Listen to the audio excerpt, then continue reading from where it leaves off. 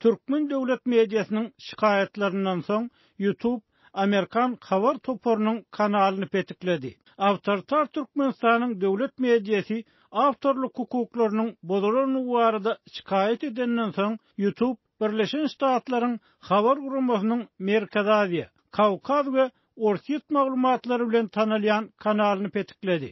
Eurasianet saýty Google kompaniýasynyň eýçiligindäki YouTube kanalynyň şu hepde soňky günlerde bir näçe aýrymak talapnamasyny iýerenden soň öz kanalyny petiklendigini habar berdi. YouTube bu talaplaryny döwlet eýçiligindäki Türkmen telewizionynyň Watan habarlary programmasynyň şikayetleri esasynda iýerendigini aýtdy.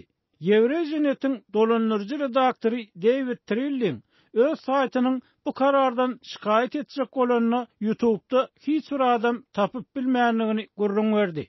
Ol esasan ingliz we rus dillerinde neşir edilýän Eurasianet web sahypasynyň hut YouTube'un öýle ýaly Türkmenistanyny bir petiklenendigini hem sözüne goşdy. Bu geňzatda edilbeýleki sosial media kampaniýalary ýaly Türkmenistanyny YouTube hem petiklenigi diýip ol Adat Ýewropa Adatlyk radiosyna beren interwýusynda aýtdy. Trilling öz guramalarynyň YouTube kanalyna 2000 çemesi abonentiniň bardygyny we Türkmen döwlet teleýaýlymynyň agşamky habarlaryndan alynan video bölekleriniň esasan Türkmenistan baradaky web makalaryna ýawsarylyp ulanýanlygyny aýtdy. Guramy klipleri adalatly peýdalanma kanunlary boýunça gaýtadan çap etdi we olary goşmaça habar gymmatyny bermek üçin ulandy. Bu mesele boýunça Türkmenistanyň Washingtondaky elçixanasyna iýerilen elektron haty badawat jogap berilmedi. Adat Ýewropa Adatlyk radiosynyň esasy şikayet salgylaryna iýeren sorawlaryna YouTube hem jogap bermedi. Eurasianet Türkmenistan barada habar berýän we YouTube kompaniýasy tarapyndan awtorluk hukuky zerarly çäre görülen ilkinji habar guramasy ýa-da daşary ýurt guramasy däl. Awstriýada ýerleşýän Opposisiýa topor tarapyndan dolandyrylýan Türkmenistanyň Kronikasy neşri aýdylmagyna görä Türkmen döwlet medeniýetiniň şikayetlerinden soň may aýyna öz YouTube kanalynyň petiklenendigini habar berdi.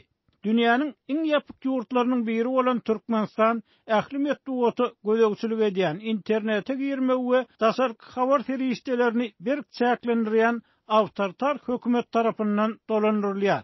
Dünýäniň iň uly TV gazgorlaryna eýçilik edýän ýurdun döwlet habar beriş serişdeleri Respublikanyň prezidenti Gurbanuly Berdimuhammedow barada giňişleýin habar berýär. Trilling Eurasianet'in öz uly bolmadyk online video böleklerini has kiçi gurama Vimeo kanalyna geçirmekçi bolýanlygyny hem görüň berdi. YouTube kanalynyň bu görän çäresi abaşa tehnologiýalarynyň we sosial media kampaniýalarynyň gerimi we täsiri baradaky sorawlaryň görelýän wagtyny gawat berdi. Tanqidçilaryň sözlerine görä olar senzura, adamlara we guramalara edilýän täsiri güýçlendirmek gawatda ägirduly ygtyýary eýe bolup durýar.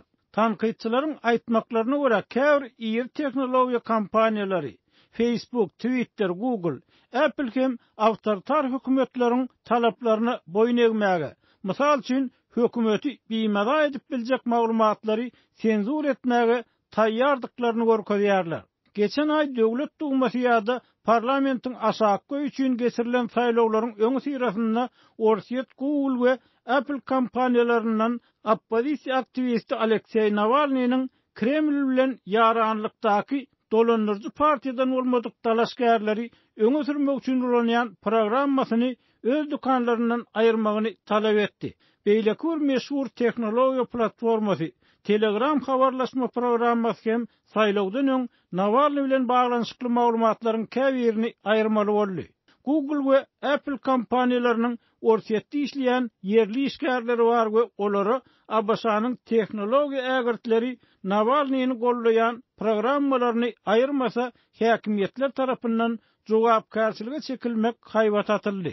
Türkiýe we Hindistan ýaly ýurtlar hem käbir syýasy kyslar aýyrtmak ýa-da gösgöni senzur etdirmek üçin tehnologiýa kompaniýalaryna barhakkan basyş edýärler.